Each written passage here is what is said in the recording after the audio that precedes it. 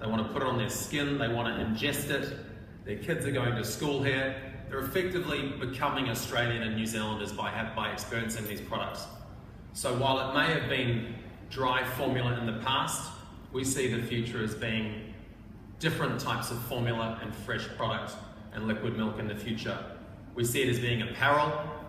We stream the NBL on Yoku, which is our digital IPTV platform. And I'll use the All Blacks as a good analogy just because they're such a dominant team.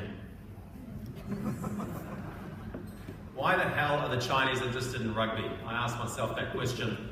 We hosted the head of our sports business in Wellington with Steve Tudor recently. China Inc.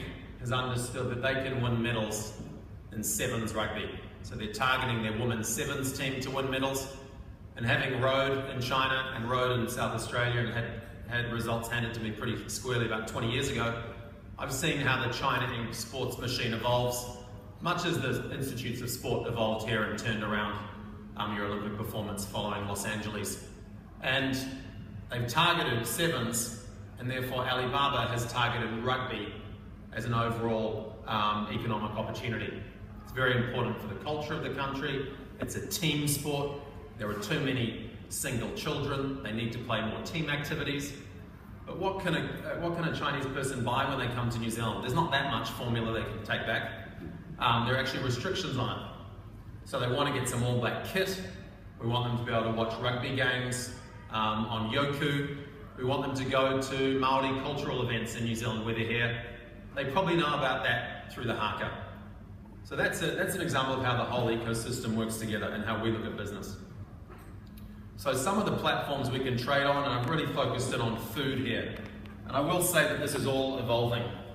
We have direct import models, we have a bonded warehouse model, we have a traditional trade model, depending on how comfortable you are with China, how much you can invest there, both from a team standpoint and HR and with your balance sheet.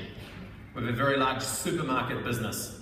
We have a Tmall fresh business entirely focused to fresh chilled product and frozen. And then on the right, Hema Fresh is so new it doesn't even have a logo. On the Fresh platform, here are some examples of flagships for Tip Top, Zespri, for example. We have some Australian seafood brands that are going to launch flagships on Tmall Fresh soon. Tmall Fresh has its own warehousing system across China. This is a new O2O format we're trialing in Hangzhou, whereby people go to a store and buy product, and it's built off a larger one that's being built out in Shanghai called Hema Fresh, set up by the founders of the food business at JD.com, 100% owned by Alibaba.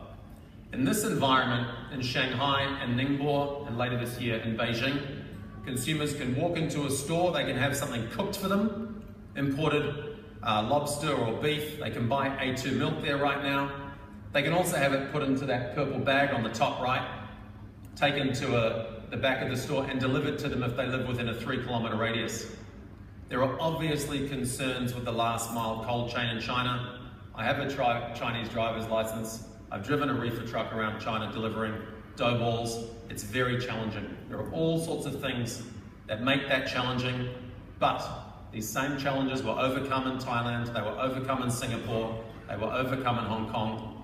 The amount of investment in cold chain mean that it's a matter of time, and it's not an if, but rather a when. So in the interim, we're seeing some really interesting O2O formats. And if you look at the headlines, recently we invested $6 billion in In-Time Shopping Center, which is one of the highest end David Jones type shopping centers in China, because consumers want to come in and touch and feel stuff before they order it online. This is the mobile app for Hema Fresh. Again, no app for a PC or a tablet. And then to sum things up, last weekend Jack said this: in 15 years we'll be more business friendly as an organization. Why? Because we're growing, we're evolving. This is the confidence that Alibaba has.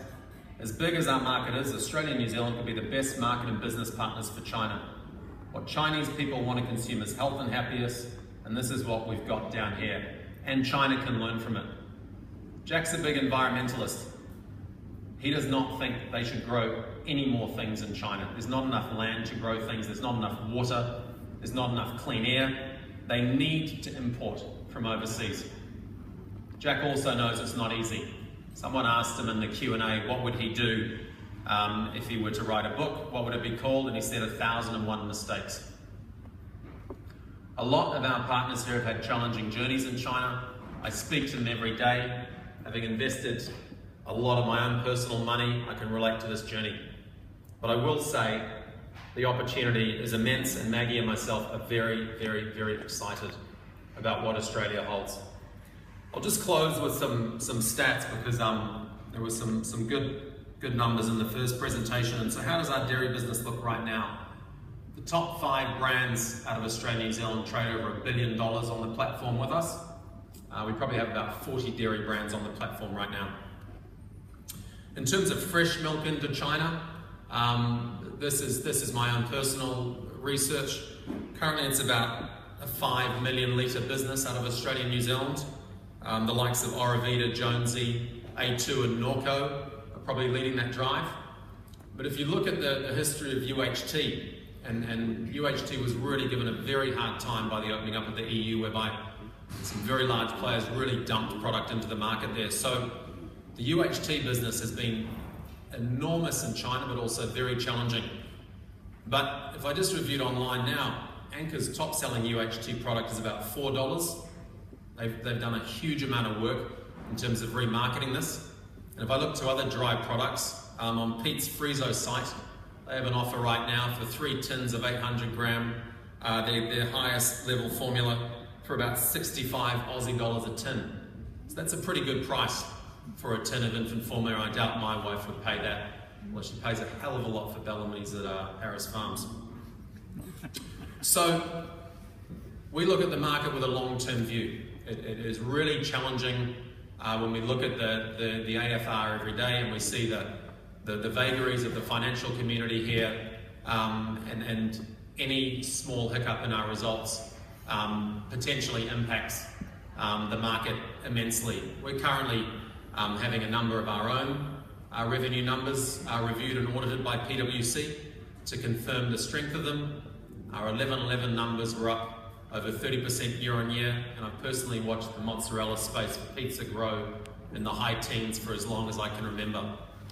The challenges in China are operational, and for Australia and New Zealand to have to grapple and work through. The demand is there, and I'm not going to bore you with all the graphs and all the stats on that. But we have an advantage that the rest of the world does not have in terms of the provenance of the land, the air and the water. But that window is not there forever, and we need to be able to tell that story. You have to tell the Chinese a different story. Your product has to be different. Why is A2 so successful? Because there's a point of differentiation, and they're absolutely away to the races with that. Same with Freedom Foods, one of our best clients. They've had a very good journey on the platform. So having a team down here is terribly important for us. We're going to be working very closely with all of our clients and a lot of new clients. And if we haven't been to see you, please catch me afterwards if there's an opportunity. And I'll be getting more into the nuts and bolts of how the Tmall platform works in the breakout sessions afterwards. Thank you very much.